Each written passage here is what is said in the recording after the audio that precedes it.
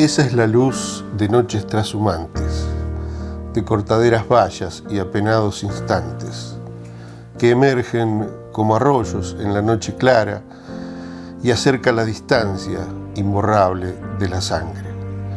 Esa es la luz después de la endogamia, lo mejor de la vida en esos 4 gajos, sostenidos, de pie, porfiados, tiesos, como el caldén de solsticio en un abrazo eterno. Después del diapasón del monte bajo, de la noche insumisa de los páramos, irrumpen las calandrias con su canto. Se ilumina la escarcha de los charcos. El sol opaca la luz de los fogones y le pone palabras a los años. Se ilumina la escarcha de los bajos. El sol opaca la luz de los fogones y le pone palabras a los años.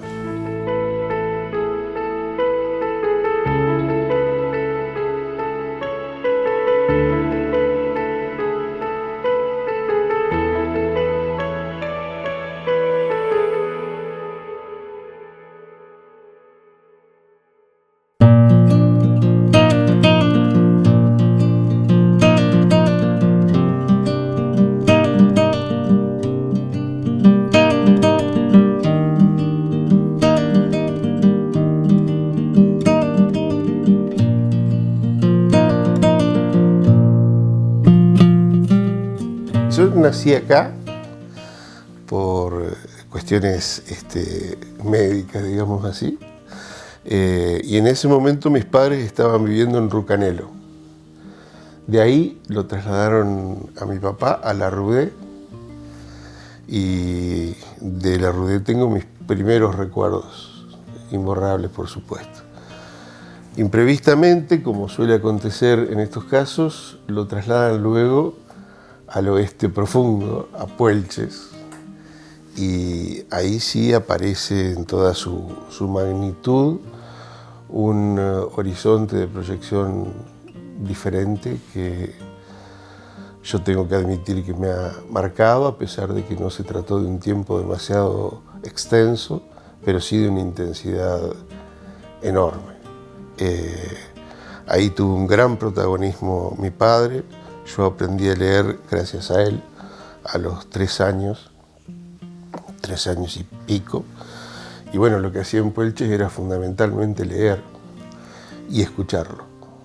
Él se sentaba a la vera del camino de noche a contemplar ese cielo incomparable que tenemos los pampeanos, me refiero a la región pampeana. Y bueno, ahí fueron surgiendo inquietudes que estaban vinculadas con los escasos libros que él me podía proporcionar o comprar. Y bueno, en ese primer conocimiento enciclopédico me fui aferrando a determinados hechos históricos, sociales, políticos. Y desde ese tiempo hasta ahora, hace más de 60 años, yo no me llevé bien con la ficción. Pasó el tiempo, siempre escribí. Luego, por razones que tenían que ver con la situación que vivía el país, yo quería estudiar una carrera universitaria. Todos en ese momento nos íbamos a La Plata. Y las carreras que yo quería seguir, que no eran letras, eran carreras vinculadas a las ciencias sociales, por así decirlo, estaban todas las facultades cerradas. Bueno, entonces me metí en abogacía y fui abogado. Y traté de hacer con los contenidos de la carrera de abogado una suerte de fracking, quedándome con lo que a mí me parecía que me podía llegar a enriquecer desde el punto de vista interior. Hace años que me ocupo del desierto. Se trataba, hasta este momento, de una aproximación introductoria, iniciática, necesariamente previa a las especulaciones que ahora intentaré metaforizar en medio del Armagedón que consuma aceleradamente el capital. Aparecía allí el desierto como un concepto anudado a la desafiliación, a las utopías emancipatorias y a la primacía de lo común. Se advertía un punto de inicio en el que me interesaba afirmar desde el comienzo la idea de que el desierto no debía asimilarse a lo árido, a lo yermo, a la falta de vida, sino a la fragua más perfecta de la cultura y el conocimiento humano, a la convicción de que el hombre siempre fue comunidad y no individuo, a las reglas acatadas de una convivencia ética y austera, ascética, profundamente espiritual y finalmente caracterizada por su equidad.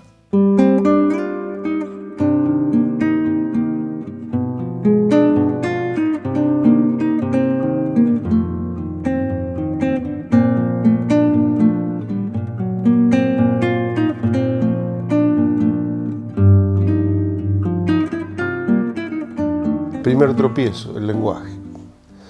Ahí me empiezo a dar cuenta que hay un límite bastante infranqueable y que tenía que tratar de explorar en otros saberes que no fueran los estrictos del derecho. Y así fue como estudié ciencias sociales, luego filosofía indígena, etcétera, etcétera. Y bueno, es cierto, pude tener una mirada que se aproximaba bastante más a lo que yo esperaba del mundo, de la realidad, del contexto. Pero tampoco terminé de encontrar una relación fluida entre la observación de ese mundo y el lenguaje con que la podía expresar. Al principio pensé que era un problema mío, después me di cuenta que era un problema del lenguaje. Y luego también me di cuenta que la mayoría de los filósofos tenían un poeta de cabecera.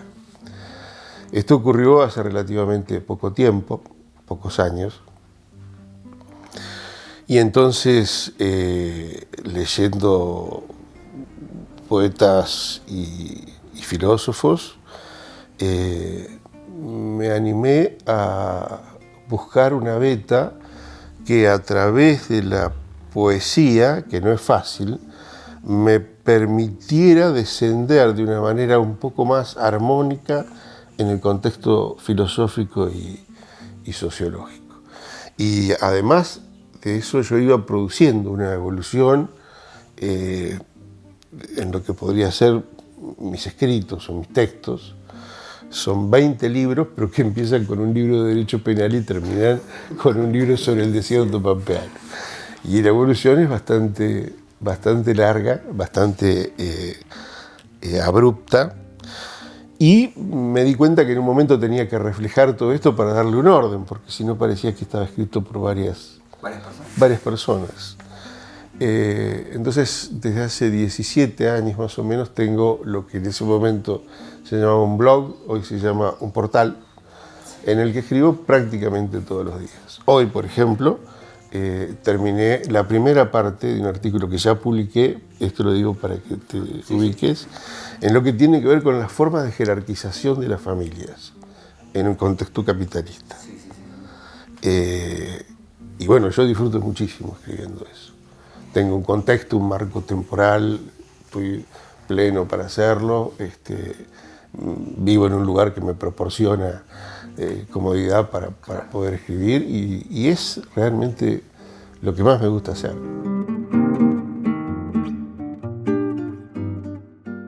Tengo la edad de la muerte, tengo los años del alma. Cabalgando entre dos vidas, los días duelen y cansan. Soledades transcurrentes, interminables vacíos. Tiempo de ponerle plazo al agobio montesino, porque quizás esta existencia no tenga sol ni destino, ni cantos ni trasnochadas, ni guitarras destempladas, ni la presencia de amigos que quedaron allá lejos, en las borrosas tertulias, en el confín de una zamba.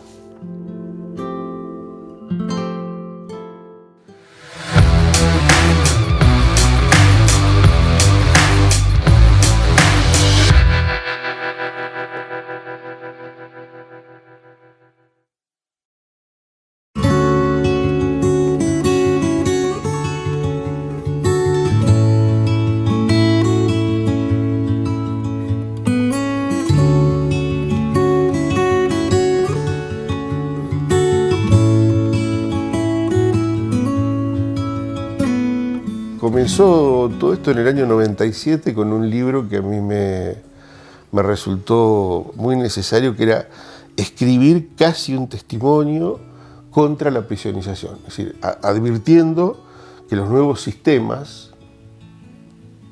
penales iban a generar una multiplicación de personas privadas de libertad, ya en aquel año.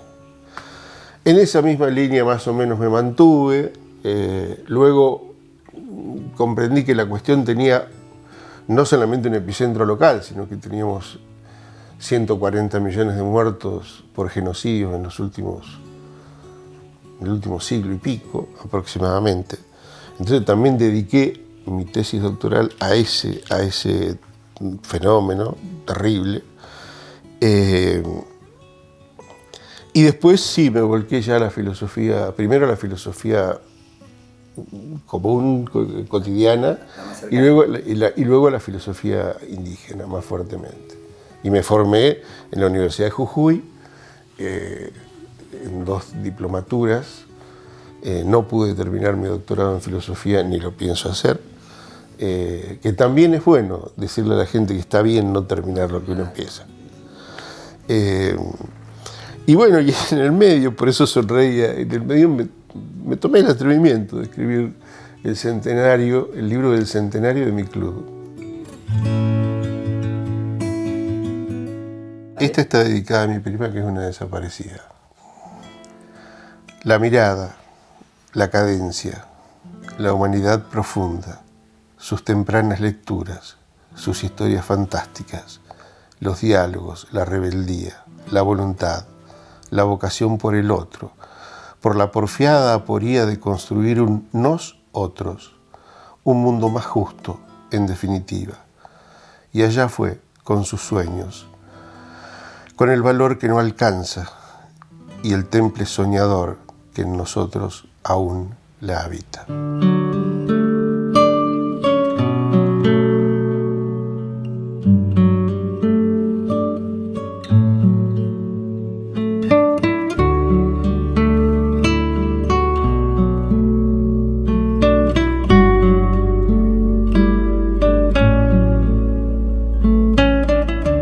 Estoy en este momento muy satisfecho con los descubrimientos impensados que logré hacer, los primeros trazos con la poesía, y escribo en contextos quizás un poco inusuales. Es decir, el otro día antes de la mesa de fin de año se me ocurrió escribir un poema y subirlo a mi muro. Pero me hace mucho bien y sobre todo me hace mucho bien porque en mi vida personal estamos escribiendo a 4 manos. Y lo hacemos con mi compañera, que proviene de otros saberes, que tiene una impronta y una proyección muy parecida a la mía, ella desde su lugar, yo desde el mío. La poesía se infiltra porque a mí me gustaba que el lenguaje nos proporcionara a quienes venimos de las ciencias sociales o de las disciplinas sociales otros elementos. Yo no nací poeta, no nací escritor, pero me encanta hacerlo. Me encanta escribir, vivo permanentemente escribiendo. No sé si lo hago bien, no sé si lo hago mal. Y bueno, la inquietud es bastante variada y a mí me mantiene vivo a esta edad, estando ya jubilado, poder hacer pie en cuestiones que yo creo que en definitiva son las que tenía para decir y que a veces durante otra etapa de la vida no es tan fácil hacerlo. No es tan fácil hacerlo porque uno tiene chicos, trabajo, prioridades, ocupaciones, preocupaciones, etcétera, etcétera. Dotar de un nuevo sentido al mundo, pensar un nuevo orden, sentipensar lo telúrico, abrazarse al estar, capturar la magia siempre viva del paisaje, hasta percibirse formando parte de él.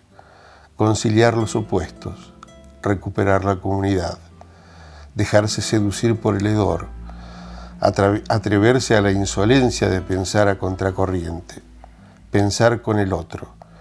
En ese horizonte de alteridad es donde se conjuga la matriz de las experiencias colectivas y se juegan las instancias abisales de lo emancipatorio.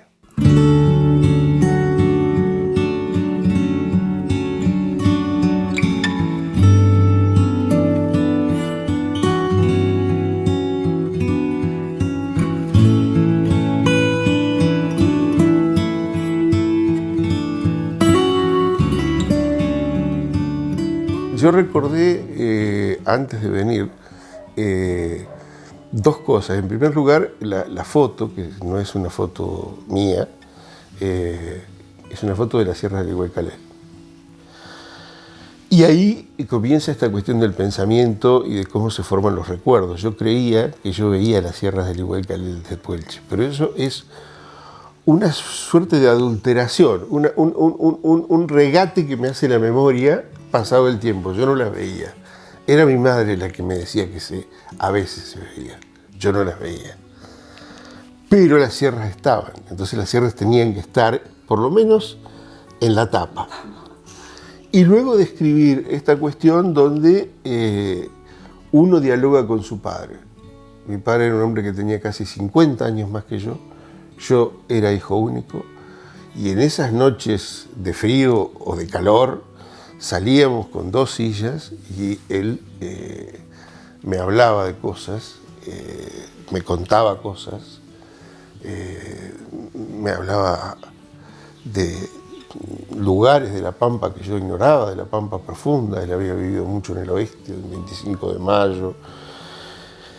Y ya de ahí es muy difícil deshacerse. Cuando vuelvo a Santa Rosa, sobre el año 73, conozco toda una movida artística de la que en general no participé, porque era muy joven, porque después me fui, por varios motivos, que justamente se ocupaban magníficamente de esta cuestión. A mí me parece, no soy un experto, pero yo leo a Bustriazo y para mí es un antes y un después de cada poesía. Me parece que es un tipo que está a la altura de cualquier poeta universal. Es una apreciación muy personal y puedo estar equivocado.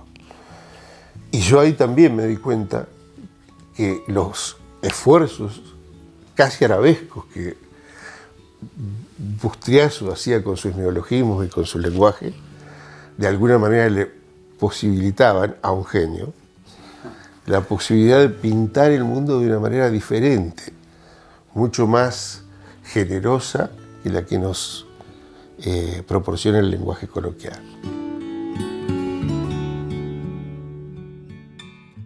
Toda tragedia humanitaria se entiende únicamente si se analizan las causas subyacentes, la construcción previa de subjetividades hostiles, de un sentido común conservador, de un enemigo interno o externo, de retóricas y lógicas binarias e intolerantes.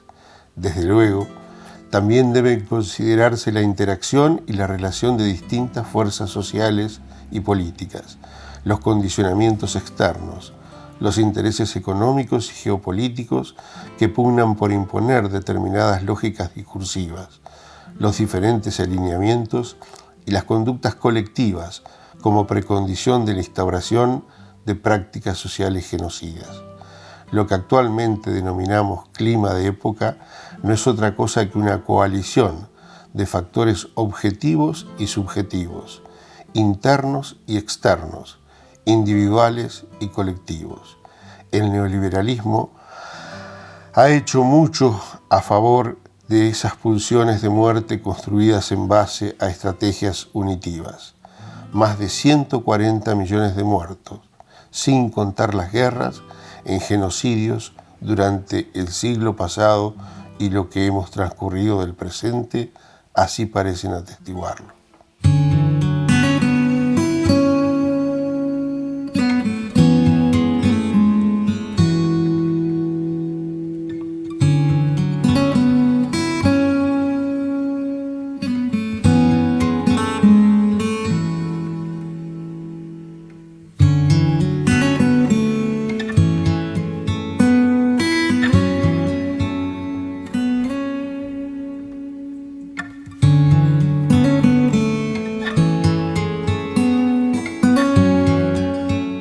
creo que ha sido siempre, y ahora con estos matices que describo, una forma de andar.